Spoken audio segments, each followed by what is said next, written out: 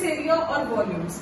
अच्छा, same chapter आपका 9th standard में भी है, लेकिन 9th स्टैंडर्ड में और 10th स्टैंडर्ड के चैप्टर में जो सबसे बड़ा डिफरेंस है वो है कॉम्बिनेशन ऑफ सॉलिड्स का।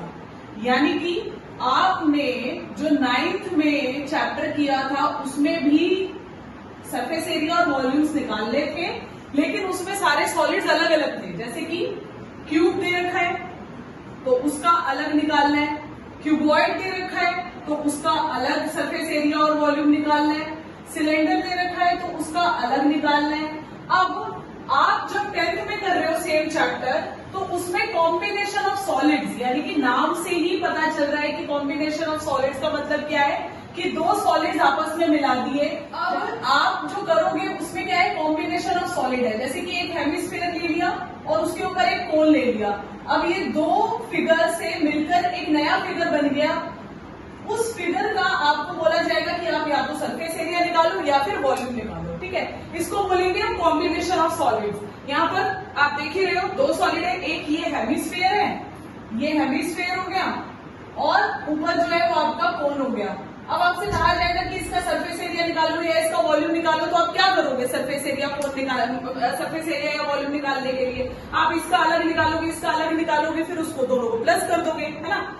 अब इस चैप्टर में खास तौर पर हम जो जोर देंगे वो हम देंगे सरफेस एरियाज पर। यानी कि ये जो इस एक्सरसाइज में हम सरफेस एरिया लेंगे, इसकी नेक्स्ट एक्सरसाइज जो है उसमें हम वॉल्यूम लेंगे। अब सरफेस एरिया की अगर बात करें तो जब भी, एक बात हमेशा ध्यान में रखना है ये चैप्टर करते हुए, कि जब भी आप दो सॉलिड से मिला हुआ एक नए सॉलिड का अगर आप सरफेस एरिया निकालो, तो उस सरफेस एरिया का आपको मानकर चलना कि वो सरफेस एरिया आपको, अब जैसे इस टॉय का आपको बोला जाए कि टीए से निकालो, ये जो भी टॉय है। अच्छा हाँ, एक बात और, जो आपके एरियाज होंगे वो दो तरीके के होंगे, एक टोटल सरफेस एरिया और एक curve surface area. Curve surface area को हम लेटरल सरफेस एरिया भी बोलते हैं, इसको हम लेटरल भी बोलते हैं, लेटरल सरफेस एरिया, और शॉर्ट फॉर्म में इनको हम इस चैप्टर में बोलेंगे टीएसए और सीएसए। ठीक है, तो जब भी आपको बोला जाएगा कि इस टॉय का या इस फिगर का आप टीएसए निकालो या सीएसए निकालो, सीएसए नहीं, आपको सिर्फ सरफेस एरिया बोला जाएगा कि इस टॉय का आप टीएसए, आपको दो वर्ड दिए जाएंगे, या तो सीधा सीधा बोल देंगे टीएसए निकालो, या सिर्फ सरफेस एरिया बोला जाएगा। अब सरफेस एरिया तो कोई भी हो सकता है, चाहे वो टीएसए हो चाहे वो सीएसए हो, लेकिन आपको मान के चलना है कि अगर इन्होंने हमें कॉम्बिनेशन दे रखा है दो सॉलिड्स का और सिर्फ सरफेस एरिया बोल रखा है, तो हमें टीएसए ही निकालना है। अब टीएसए कैसे बनेगा? इस खास तौर पे 10th की बात कर रही हूं मैं, तो 10th में टीएसए जब दो सॉलिड्स का कॉम्बिनेशन है तो वो दोनों के सीएसए से मिलके बनेगा, CSA of cone plus CSA of hemisphere. अगर हम दोनों के सीएसए को जोड़ देंगे तो हमारा क्या बन जाएगा? टीएसए बन जाएगा, जो भी हमारी फिगर दी हुई होगी उसका। ठीक है, हाँ एक बात और ध्यान में रखना कि जो भी हमें फिगर दी होगी उस फिगर को ये ध्यान, मतलब अगर जैसे ये वाला ये जो कोन दे रखा है इस फिगर में और ये हेमिस्फीयर दे रखा है, आप अगर देखोगे तो ये कोन जो है और हेमिस्फीयर ये दोनों एक दूसरे का पार्ट है। कैसे पार्ट है वो एक दूसरे का? ये जो हेमिस्फीयर का बेस आपको दिख रहा है, ऊपर का जो टॉप दिख रहा है, ये कोन का बेस है, यानी कि दोनों का सेम एक बेस है जिस पर दोनों ज्वाइन कर दिए गए हैं। जब भी कभी ऐसा कोई डायग्राम आपको देखने को मिलेगा ना जिसमें कि दो फिगर्स एक बेस से कनेक्टेड होंगी, तो आप सीएसए ऑफ कोन सीएसए लगाओगे बेसिकली। लेकिन कोई फिगर ऐसी भी आ सकती है, जैसे कि एक ना आपकी बुक में एक एग्जांपल दे रखा है, फर्स्ट एक्सरसाइज स्टार्ट होने से पहले एक एग्जांपल है जिसमें एक क्यूबॉइड है और उस क्यूबॉइड के ऊपर एक हेमिस्फीयर बनाया हुआ है कुछ ऐसे करके। ठीक है, अब आप क्या देख रहे हो कि ये जो हेमिस्फीयर है वो इस क्यूबॉइड का हिस्सा थोड़ी ना लग रहा है आपको, ये क्यूबॉइड का हिस्सा थोड़ी ना है, क्या है बेसिकली वो, ये तो अलग से लगा दिया है, ऊपर रख दिया है ऐसा। अब हिस्सा कब होता, या तो इसके पूरे की तरफ, यानी कि इसका ये जो पूरा एज है, पूरी साइड है, उसमें ये हेमिस्फीयर बना हुआ होता, तब तो हम कहते हैं कि चलो ये हेमिस्फीयर जो है पार्ट है क्यूबॉइड का। लेकिन अब यहाँ पर इस केस में ये जो क्यूबॉइड है उसका हिस्सा नहीं है ये हेमिस्फीयर, इसीलिए हम इस केस में क्या करेंगे, टीएस से लगाएंगे। ये एक्सेप्शन केस है जो इस चैप्टर में हम बाद में केस टू केस पढ़ेंगे कि जब हमारा क्वेश्चन आएगा उसके हिसाब से देखेंगे। अब एक एग्जांपल, अब इसके बाद में आपको जरूरत है कि इन सारे फॉर्मूले को आपको पहले पता होना चाहिए, सबके सीएस से पता होने चाहिए आपकी कि क्या है क्या नहीं है। जैसे कि क्यूब का, अब मैं सबके सीएस से लिख रही हूं,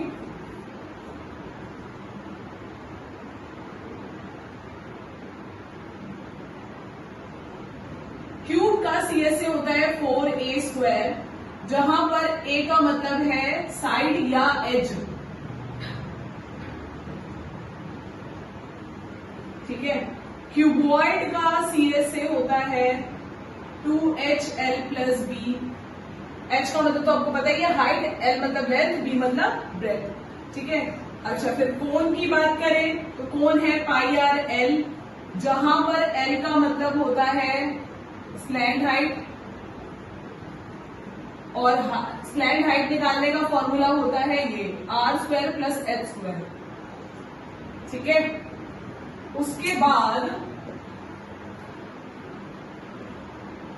हम बात करते हैं अपने सिलेंडर की। सिलेंडर का हमारा सीएस से होता है 2πr_h। फिर आता है हमारा हेमिस्फीयर, हेमिस्फीयर का होता है 2πr²। आपको ये सबके सीएस से ध्यान में रखने हैं, और जब सबके सीएस से पता होंगे तो बस जो भी आपको फिगर दे रखी होगी आपको वो सीएस से लगाने हैं, उनको प्लस करना है तो आपका टीएस से आ जाएगा, ठीक है। चलो अब फर्स्ट क्वेश्चन देखते हैं। फर्स्ट क्वेश्चन में आपको बोला है 12.1 के फर्स्ट क्वेश्चन में आपको बोला है 2 क्यूब्स है, उनको जोड़ दिया इस तरीके से और एक नया क्यूबॉइड बना दिया, ठीक है। और हर क्यूब का वॉल्यूम दे रखा है आपको 64 सेंटीमीटर क्यूब, ठीक है। अच्छा, अब इस पहले हम क्या करेंगे, क्यूब के वॉल्यूम से हम पहले साइड निकालेंगे। कैसे निकलेगी साइड, एक तरफ हम इसकी वैल्यू रखेंगे और दूसरी तरफ इसका फॉर्मूला। अब पहली तरफ जहां पर हम हमारा ये जो वॉल्यूम ऑफ क्यूब है इसकी जगह हम रख देंगे इसकी वैल्यू, और दूसरी तरफ इसका फॉर्मूला रखा हमने। फॉर्मूला रखकर यहां पर जो चीज पावर में है इस पावर को वहां शिफ्ट करोगे तो वो रूट में कन्वर्ट हो जाएगी। मल्टीप्लाई डिवाइड हो जाता है, डिवाइड मल्टीप्लाई, प्लस माइनस हो जाता है, माइनस प्लस हो जाता है। तो ऐसे ही सेम जो पावर है वो वहां जाकर रूट हो जाता है। अगर मैं 64 का क्यूब रूट करती हूं तो मेरा आंसर आता है 4। ये आप क्रॉस चेक कर सकते हो एलसीएम निकाल के। 64 का आप एलसीएम निकालो और उसके पेयरिंग करो। पेयरिंग कैसे करनी है, जितना रूट के बाहर नंबर लिखा हुआ होता है यानी कि जो दूसरी तरफ पावर होती है उतने उतने पार्ट में उसकी पेयरिंग कर दो और हर पेयर से एक एक नंबर बाहर निकाल दो और देन उसके बाद उसको मल्टीप्लाई कर दो, ठीक है। हमारी साइड कितनी आ गई, 4 सेंटीमीटर। अब ये जो साइड आई है ये आई है हमारी क्यूब की। अब इस क्यूब की मदद से जो हमने नया क्यूबॉइड बनाया है उस क्यूबॉइड का हम अपने बाकी के डायमेंशंस निकालेंगे। क्यूबॉइड की जो डायमेंशंस होती हैं वो 3 होती हैं। क्या, हाइट, ब्रेथ और लेंथ। अब आप देखना कि उससे क्यूब में क्या फर्क आया है। जब हम एक क्यूब को दूसरे क्यूब में जोड़ रहे हैं तो ये हमारी क्या है, जैसे हमारा जो ब्रेथ होती है वो बेसिकली ऐसे होती है, जो क्यूब की फिगर होती है वो कुछ इस तरीके की होती है। तो ये जो अंदर की तरफ होता है ये ब्रेथ होता है। मान लो ये अंदर ब्रेथ है तो क्या हमने क्यूब ऐसे ऐसे दोनों जोड़े तो क्या ब्रेथ में कोई चेंज आया होगा, नहीं आया, ठीक है। हाइट में कोई चेंज आया होगा, नहीं आया। यहाँ पर जो लेंथ है उसमें चेंज आया। कैसे, ये साफ दिख रहा है, एक लेंथ दूसरी लेंथ प्लस हो गई है तो सिर्फ लेंथ में चेंज आया है। तो इसका मतलब हमारी हाइट जो है वो भी 4 सेंटीमीटर रहेगी, ब्रेथ भी 4 रहेगी, लेंथ हमारी 4 + 4 हो गई है यानी कि ये हो गई है हमारी 8 सेंटीमीटर। अब हमसे इन्होंने बोला है find the surface area of the resulting cuboid. अब मैं यहाँ पर जो भी हमारा क्यूबॉइड बना उसका सरफेस एरिया निकालूंगी। कौन सा सरफेस एरिया, 2 सरफेस एरिया होते हैं, कर्व्ड की टोटल सरफेस एरिया। तो इस केस में मैं टोटल निकालूंगी। आप पूछे कोई टोटल क्यों?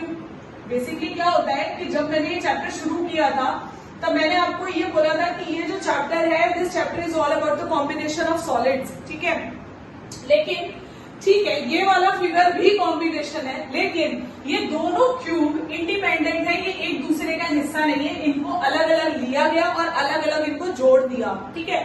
जो हमने पहले स्टार्टिंग में जो टॉय पढ़ा था, वो टॉय कुछ ऐसा था, हेमिस्फीयर और ऊपर कोन, यानी कि ये कोन और ये हेमिस्फीयर एक बेस शेयर कर रहे थे, तो ये दोनों एक फिगर थे, यानी कि ये दोनों एक दूसरे का पार्ट थे। इस वाले केस में अगर आप देखोगे तो इस वाले केस में ये वाला जो क्यूब है वो इस वाले क्यूब का हिस्सा नहीं है, वो दोनों क्यूब को अलग अलग जोड़ा गया है और फिर एक क्यूबॉइड बनाया गया है। तो इसीलिए जब भी अब ऐसी कोई फिगर आ जाए जो अलग अलग हो, इंडिपेंडेंट हो और सरफेस एरिया बोला जाए, तो मेंसुरेशन का सबसे बड़ा एक वो कहते हैं कि एक अंधा ब्लाइंड फॉर्मूला है कि जब भी सरफेस एरिया वर्ड आए आपने सीधा उठाकर टोटल सरफेस एरिया लगा देना है। तो अब अगर मुझसे इन्होंने बोला कि find the surface area of resulting cuboid, तो मैं total surface area of cuboid लगाऊंगी। अब total surface area of cuboid क्या होता है? Total surface area of cuboid होता है 2LB plus BH plus HL। आपको B, L और H पता है क्या होते हैं? H मतलब हाइट, B मतलब ब्रेथ, L मतलब लेंथ। तो बस फॉर्मूले में पुट कर दो, LB यानी कि L इंटू B, L कितना है 8 और B कितना है 4, तो 8 into 4 plus B into H, B कितना है 4, H कितना है 4, 4 इंटू 4 प्लस 4 इंटू 8।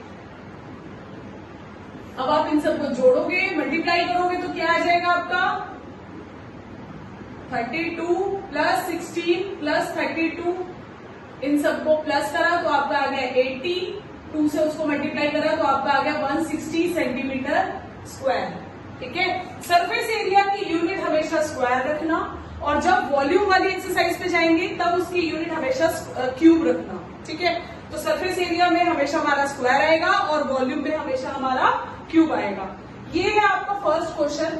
इसके आगे से आप जो भी क्वेश्चन करोगे ना, ये ध्यान में रखना कि वो जो सॉलिड्स आपने बनाए हैं वो क्या है, कॉम्बिनेशन है या वो इंडिपेंडेंट है, क्योंकि आपको ये चैप्टर करते वक्त एक तो दो चीजें सबसे ज्यादा इंपॉर्टेंट है कि एक आपको सारे फॉर्मूले याद होने चाहिए, दूसरी बात आपको ये चीज ध्यान में रखनी है कि जो भी हम निकाल रहे हैं, जो भी हमारी फिगर बन रही है, जो भी कॉम्बिनेशन बन रहा है वो क्या है, वो दो जो फिगर हमारी बन रही है, दो जो सॉलिड्स हमारे अटैच हो रहे हैं वो एक दूसरे के इंडिपेंडेंट है कि वो एक दूसरे से ज्वाइन है। जैसे कि ज्वाइंट वाले का एग्जांपल ये है और इंडिपेंडेंट का एग्जांपल ये है, ठीक है। चलो इसे नोट करो फटाफट।